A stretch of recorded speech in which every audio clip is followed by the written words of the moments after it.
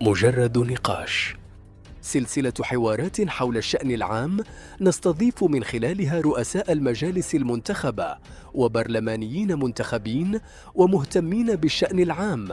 نقاش مفتوح حول مختلف القضايا. أهلا وسهلا بمتابعي وقراء موقع قلم الناس في حلقة جديدة من برنامجكم مجرد نقاش. هذه الحلقة نستضيف أحد الفعاليات بمدينة سبعيون إقليم الحاجب، فعاليات جمعوية، وكذلك أحد المشاركين في المسيرة الخضراء، عضو بجماعة مجلس جماعة سبعيون، سي حسن ريوش. أهلا بك في برنامج مجرد نقاش. شكرا أستاذ يوسف، أنا جد مسرور أن كما تنقولوا فين ما دخلنا يدخل الخير إن شاء الله. الحمد لله بأن دخلت وشفت بأن واحد المجموعة ديال الشباب تبارك الله اللي كيسهروا على هذا الموقع تحت الرئاسة ديال السي يوسف، وكنتمنى لكم التوفيق إن شاء الله، وغادي يكون غير خير إن شاء الله. شكرا سي حسن. البداية كما تقولوا شرط، أنت من أحد المشاركين في المسيرة الخضراء. اليوم نحتفل بذكرى عيد الاستقلال. هذه الملاحم الوطنية تجعل الشباب والأطفال ويعني كل مكونات الشعب المغربي تحتفل بهذه الذكرى. حبذا لو أنك ترجعنا ذكريات نتاع المشاركة ديالك في المسيرة الخضراء. بسم الله مجراها ومرساها، إن ربي لغفور رحيم. إن هذه الآية هذه هي اللي كنا سمعناها من الفم ديال المرحوم الحسن الثاني اليوم النهار فاش قال بأن خصنا نقتحموا الحدود وندخلوا لبلادنا الصحراء ديالنا. نرجع ل 16 أكتوبر، الخطاب الملكي السامي اللي أعلن فيه على المسيرة الخضراء. أنا كنت من المحظوظين وكان لي الشرف أنني نشارك في هذه المسيرة الخضراء ونلبي النداء الحسن الثاني الله يرحمه. أنا ذيك الوقت كنا في عين توجدات، وكانت عندنا واحد النادي الثقافي، وكانت التلفازة وحيدة اللي كانت في ذاك الوقت تمايا. النهار ديال الخطاب هزينا ديك التلفازة ومشينا للقيادة فين حضروا الأعيان وكنت من المحظوظين أنني حضرت وسمعت الخطاب ديال سيدنا الله يرحمه. ولكن الأغلبية ديال الساكنة والأغلبية ديال هذا ما كانوش تيفهموا شنو هو النوع ديال المسيرة، وكان واحد كان نقاش وكان واحد التساؤلات: واش هاد الناس غادي يموتوا، واش هاد الناس غادي يرجعوا، واش هذا. كانت بالاخص في واحد اللقاء صحفي ديال المرحوم مع الصحافه الفرنسيه، كانوا قالوا له بان واش هاد الناس غادي الا مشاو وماتوا. قال لهم: انا المغرب تيولد 350,000 في العام، انا كنضحي بعام. رغم داك التخوف وكذا كان الحماس عند المواطن، لان الاغلبيه ديال المواطنين المغاربه اللي تربوا على الروح الوطنيه، وانا منهم الحمد لله، هذاك شرف ليا. هنا بدات التسجيلات. ربما قلت لك انا كنت محظوظ لان كنت من الناس الاولين اللي تسجلوا باش يمشيو للمسيره. كان في عمري 18 سنه ذيك الوقت الحمد لله. كان واحد الهاجس اخر، وهو كيفاش غتمشي هذه المسيره، كيفاش التنظيم ديالها، كيفاش غادي.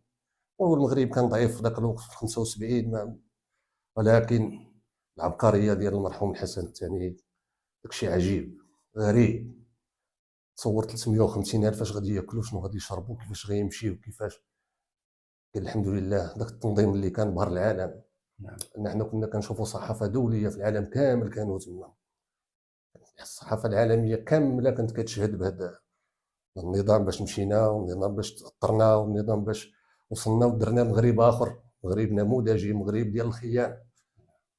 كنا تنجلسوا حنا كشباب وكذا تنقولوا واش نمشيو لطنجه ولا نمشيو للدار البيضاء، تنتحولوا من المخيم ديالنا ونمشيو لمدينه اخرى وثاني نتلاقاو مع الاخوان ديالنا. وكانت واحد العدد ديال الانشطه اللي كانت في العشيه، وكانت واحد الموده ما بين الناس. الحمد لله الله سبحانه وتعالى كانت وقعت واحد الواقعه طريفه، ماشي طريفه، كانت شويه دارت واحد وهو كانت واحد الليله الناس ناشطه، كان الفولكلور عيدوس، كان واحد الوقيته كيجي الخسوف ديال القمر. ولات السماء حمراء، الناس اولوها بان راه غادي يولي هادشي غير الدم وغادي كلشي دخل الخيام، ولكن 350,000 بصوت واحد كتقرا اللطيف يا لطيف يا لطيف. واحد المساله اللي هي راه كبيرة. هنا تنرجعوا للتنظيم. كيفاش حنا كنا تنفكروا في الماء، وهذا الماء وهو العجب اللي هو الطائره ديك 630 ولات كتحط عندنا في الكون في المخيم في ظرف 24 ساعه صوب المدرج نعم بالسواعد ديال المتطوعين نعم. وانت سي حسن كشاب كما قلتي ديال 18 سنه، يعني اكيد انك ساهمتي رفقه مجموعه ديال الشباب في هذه المحطه هذه التاريخيه اللي هي المسيره الخضراء، وكنتم مكلفين بشي مسائل. يمكن لك تقرب الشباب نتاع اليوم من الروح اللي كانت كما قلتي واحد الحياه تتعيش خلال ذاك المسيره، ومسؤوليات كانت تتوزع بشكل يومي كانكم في واحد المخيم. كاين برنامج قار وكاين برنامج عام وكاين فيه تغذيه، فيه السهرات، فيه العمل، فيه الاوراش، فيه كل شيء. هو في الحقيقه السي يوسف، نعم لان الفضل تيرجع للسلطات المحليه، وكانوا الناس ديال الارمي بالاخص القاعده الجويه ديال هما اللي كانوا مكلفين، ولكن كان داكشي منظم. حنا كان عندنا المخيم مثلا، حنا كنا المجموعه ديال الدائره ديال بني مطير الشماليه، كان عندنا صف ديال الخيام. الخيمه الاولى فيها النساء، وهذوك النساء كانوا يخدموا واحد الدور كبير. وكان حنا راه المروي كاينه تما، كسكسو دار تما، اي حاجه يعني الحياه الطبيعيه ديال المغاربه تمارست تما اي بشكل حاجه طبيعي وعادي. طبيعيه. نعم كان باش نرجع لك للماء، نعم شوف الماء كيفاش فكروا فيه. نعم تتصور جاو حطوا واحد الشومبرير اللي ياخذ المساحه ديال الملعب ديال كره القدم. نعم كنشوفوا داك الشومبرير ماء، ولاو تيجيو لي سيتيرن وتيعمروه بالماء، حتى ولا قد العماره. كتشوف الطويب راه الفوق بالطابليه بيضاء تيخوي الدواء، ولتحت دايرين الروبينيات، الناس كتعمر الماء. كاميونات السيتيرن تيخويو الماء 24 ساعه على 24 ساعه، والناس كتعمر البيدويات 24 ساعه على 24 ساعه. هذاك الشيء عجيب، هذا الشيء عجيب. وكانوا واحد العدد ديال الانشطه، وكانوا كما قلت لك كان عندنا مثلا هذيك الجهه ديالنا كان عندها الباشا ديالها، الدرك الملكي ديالها، كانوا ادارات كاملين كانت خاصها غير الضريبه اللي ما كايناش. ما كل شيء كاين الحمد لله، جميع يعني كما قلت جميع المرافق المرافق اللي يحتاجها كل الانسان شيء كاينه. كاين الحمد لله. نعم الحمد لله. اذا سي حسن هذه ملحمه المسيره الخضراء كما قلتي كان شرف ليكم كل المغاربه اللي شاركوا خلال هذه الملحمه. وبالفعل لان من خلال الطريقه ديال الحديث ديالك عليها كيبان بانه كاين هناك نوع من التاثير يعني، وكتحن لذاك ايام الزمن الجميل. اللي بغيت نقول لك شنو هي الدروس العبر اللي استخلصتيها انت كشاب تاع 18 سنه من هذه المشاركه التاريخيه في حدث لا زال المغاربه يتوارثونه ابا عن جد؟ الحمد لله حنا تربينا في واحد الوسط، واحد العائله اللي هي تربات متشبعه بالروح الوطنيه. هذو كانت من الاسباب، من الحافز الاول اللي خلانا باش وكانت الحمد لله كان لينا شرف، لان كنا جينا من المسيره كانت عندنا واحد الناس مع المجتمع مع كذا تيحسبونا مقاومين. الحمد لله هذا من فضل الله. حنا كنت حضرت بواحد العدد ديال اللقاءات في المدارس وهذا، وكنت كندخل، كنت عندي مداخلات وكذا، كنا كنحفزوا الصغار والشباب وكذا، وتنعطيهم دروس في الروح ديال الوطنيه، لان المواطن هو اللي كيضحي على بلاده، المواطن هو اللي تيعطي لبلاده، المواطن ماشي هو اللي تيقلب ياخذ من بلاده. الحمد لله راه واحد العدد ديال الاخوان راه كانوا طبقات، كانت الطبقه المثقفه، كانوا فلاحه، كانوا نجاره، كانوا نساء، كانوا كل المغاربه كاملين. لان ملي تنرجع انا في الوقت ديال التسجيل راه ما تلقاش بلاصتك، راه كاين الناس اللي بكات علاش ما مشاتش، حسبوا راسهم تقصاو. راه لو كنطلبوا مليون ديال الناس لو كان مشات مليون. هنا كتجلى الروح الوطنيه. ولهذا انا تنقول للشباب والاطفال راه الانسان يشد في بلاده، راه بلادي هي الاولى، راه الوطن ديالي هو الاول. الحمد لله دابا كنحسوا بان هذاك المجهود اللي هذا ما مشاش سودا. نعم اللي نضلتوا من اجله. نعم وبغيت في هذا الصدد هو انك اليوم اكيد انك من بعد ما مشيتي للمسيره الخضراء زرتي المناطق الجنوبيه، يمكن لك وكتشوف عبر وسائل الاعلام وكتشوف التطور وكتشوف التنميه، او اللي جبنا نقولوا يعني واحد التنميه صاروخيه عرفت هذاك المناطق. راه دول عواصم افريقيه ما عندهاش عاصمه بحال العيون ولا. اذا كيفاش باش كتحس وانت كتشوف دابا اليوم الاقاليم الجهويه الجنوبيه كلها كتعيش واحد التنميه وفي واحد الرخاء والازدهار؟ انا الاحساس ديالي هو اللي كنت جاي ليه، وهو كنقول بان هاد الناس اللي مشاو للمسيره الحمد لله اليوم تيشعروا بان ذاك المجهود وهذا ما مشى السوداء، لان داكشي اللي كنشوفوا اليوم واحد التنميه الحمد لله اللي ولينا احسن من اوروبا، المنطقه الجنوبيه احسن من اوروبا. والاكثر وهو هذه الاعترافات الدوليه بالمغربيه الصحراء. حنا تنقولوا كنعيشوا 49 الذكرى 49، راه الذكرى 50 ان شاء الله غادي تكون هي النهايه، غتكون هي يعني نصف قرن غادي يكون غادي نجي غادي انتهت هذا المشكل ديال الصحراء. حنا راه الصحراء كما تيقول هذا دافعنا عليها وخدمنا عليها، وهذاك شرف لينا الحمد لله. راه اليوم اللي كنشوفوا بان بالسياسه الرشيده ديال سيدنا راه بان راه الناس كنعرفوا الناس في اوروبا وفي هذا وهذا، ملي تنبداو نهضروا على الصحراء تيقول لك هادشي راه غريب، تيقول لك راه ما يمكنش، هادشي راه غريب، كيفاش نتوما وصلتوا لهذا؟ راه الناس راهم اوروبيين وكذا اللي تنعرفوهم وكذا، راه ملي تنبداو نناقشوا ولا هذا تيقول لك هادشي هذا راه ما كاينش في دوله اخرى. تنقول لهم راه هذا راه مغرب التحدي، هذا راه مغرب التحدي، راه حتى سيدنا الله يرحمه راه الكتاب ديالو معروف بالتحدي. نعم. وبغيت نقول لك بانه هاد الشباب كذلك ديال المناطق الجنوبيه انتقل من ذاك المرحله ديال انه عايش بفضل الاعانات وبفضل كذا الى انه شمر على السواعد ديالو، وفعلا بانت البصمه نتاع الناس ديال الصحراء، الناس ديال المدن الجنوبيه، بانت في خلال التنميه ديال المناطق ديالهم كمجالس منتخبه كجمعيات كمجالس جهويه كهيئات. وكنظن بانه يكفي انه زلزال الحوز شوف ذاك القافله اللي خرجت من تما، شو ذاك الخيرات اللي جات من تما، شو ذاك التنظيم، شو ذاك التجاوب. اذا هنا كيبان بانه انتقلنا كما قلتي من واحد التنميه اللي كانت الدوله اللي كتقوم بها الى تنميه ولاو يقوموا بها المغاربه ديال ذاك المنطقه الجنوبيه اللي هما خوتنا، واللي كيبين على انه يا ريت انه يتعمم هذا الشيء على جميع المناطق ديال المغرب. وهاد القضيه اللبنه ديال هذيك جات من الذكاء ديال الحسن الثاني الله يرحمه، هو في ذاك البرنامج ديال اشبال الحسن الثاني اللي كيتعقلوا عليه. نعم. راه منين دمج هذوك الشباب ديال الصحراء ودخلوا للوطن ودخلوا خدموا في الداخل وتعرفوا على المغاربه مزيان وعرفوا خوتهم كيفاش كيبغيوهم وكيفاش كيموتوا على بلادهم وعلى الصحراء ديالهم. هنا بدات زائد السياسه ديال التنمويه اللي كان كينهجها الحسن الثاني الله يرحمه، واللي كمل عليها سيدي محمد الله يشافيه ويعافيه.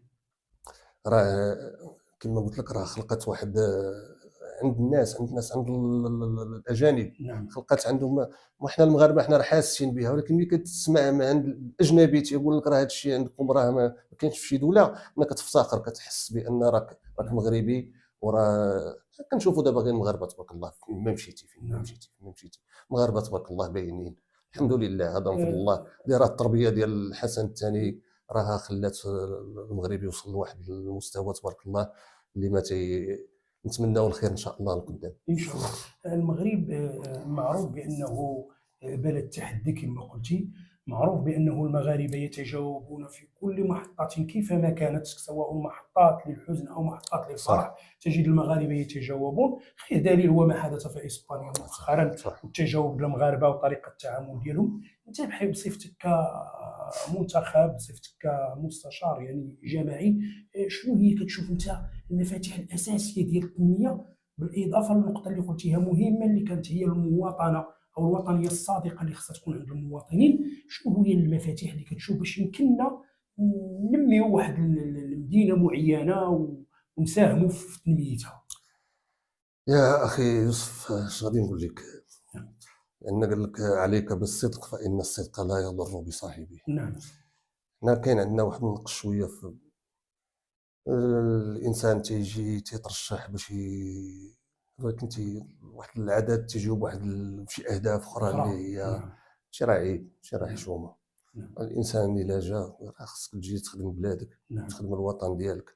لا باش يجي الانسان وبدا يفكر في عنده أهداف شخصيه. لا هذا راه ما عمرنا غادي نمشيو، عمرنا غادي نمشي. وانا تنقول انا شوف اللي بغى يترشح ويدخل الانتخابات تدخل واحد المجموعه اللي جايه تخدم 6 سنين وتمشي في حالها، نعم، جايه تخدم عندها تصور تحط ديالها، اللبنه تحط تصور ديالها، ما كاينش هاد المحاباه، ما كاينش كذا، اللي عنده شي ضريبه يخلصها، اللي عنده كذا. راه البلاد غادي تمشى وغادي تمشي مزيان.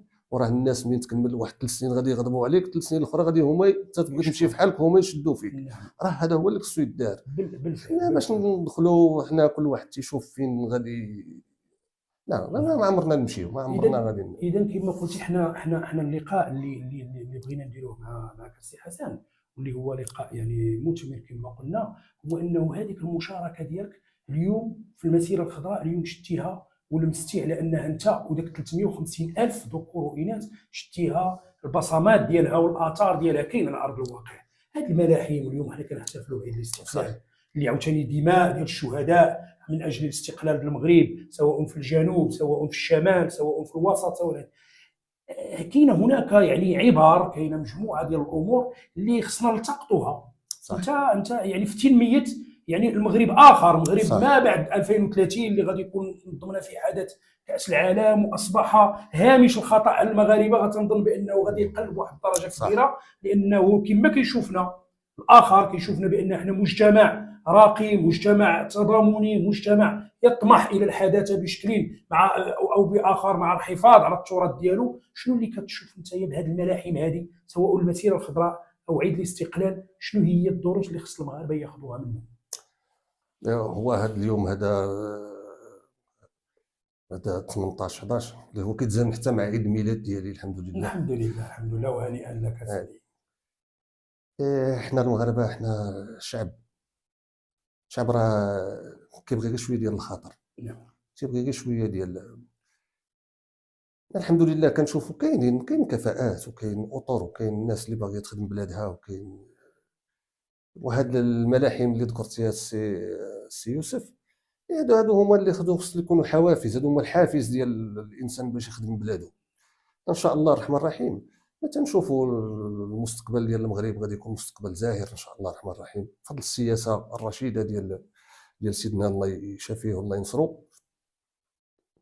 غير اللي تيحس شويه في النفس هو كاين بعض الناس سبحان الله العظيم الاهداف ديالهم كتبقى تشوف ما كيمشيوش مع التيار ديال التنميه وديال، ولكن كيبقاو قلال ولكن حنا كنشوفوا اليوم الحمد لله الدوله راه كتضرب بيد من حديد الناس هادو اللي وهذه الظاهره هذه راه صحيه.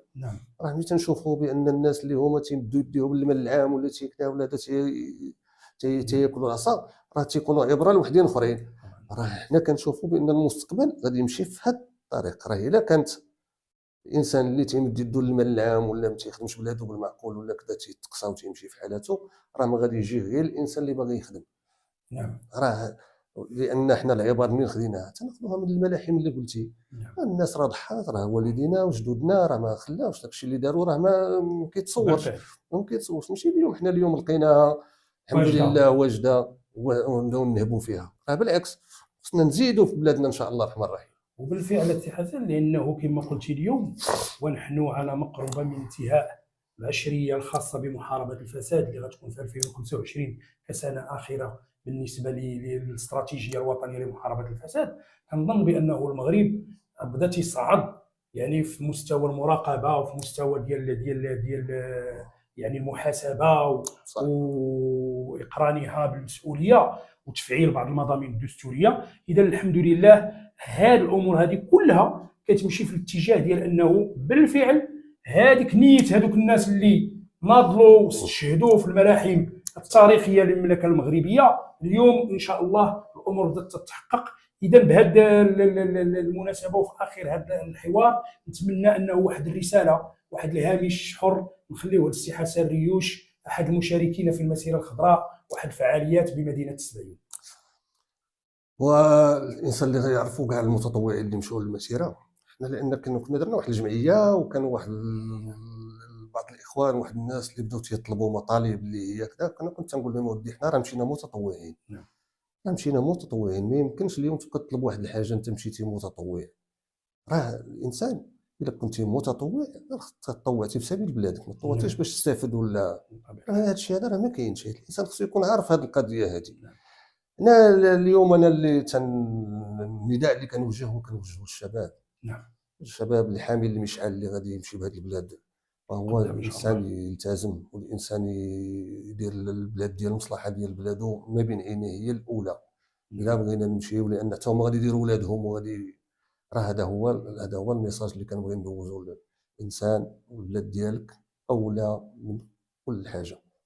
الشعار ديالنا راه معروف، الله الوطن الملك. الانسان يتقى الله، يحب الوطن ديالو ويحب الملك ديالو، وحنا غادي نمشيو مزيان ان شاء الله الرحمن الرحيم. ان شاء الله. هو على يعني نقطة التفاؤل، وكذلك على نقطة حب الوطن والمصداقية في العمل، نأتي على نهاية هذه الحلقة من حلقات برنامجكم مجرد نقاش. كان ضيفي سي حسن ريوش، أحد الفعاليات ومستشار بجماعة سبعيون، وأحد المشاركين في ملحمة المسيرة الخضراء. شكرا لك سي حسن، وإلى اللقاء جمهور قراء ومتبعي قلم الناس. مجرد نقاش، سلسلة حوارات حول الشأن العام نستضيف من خلالها رؤساء المجالس المنتخبة وبرلمانيين منتخبين ومهتمين بالشأن العام. نقاش مفتوح حول مختلف القضايا،